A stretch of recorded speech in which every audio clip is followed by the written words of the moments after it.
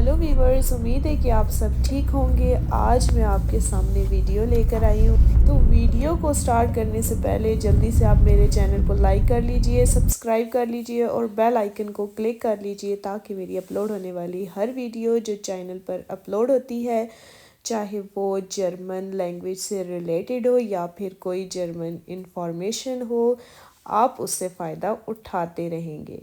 तो वीवर्स, अब जो है वो आपको मैं बताती हूँ कि आज हमारे साथ क्या हुआ।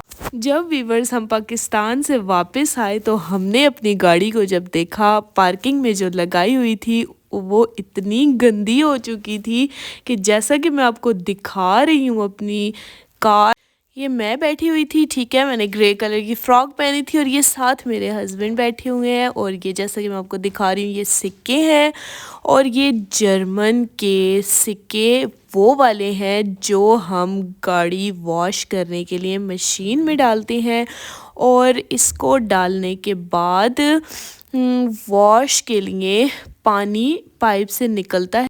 तो वॉश करने का तरीका वीवर्स नेक्स्ट वीडियो में देख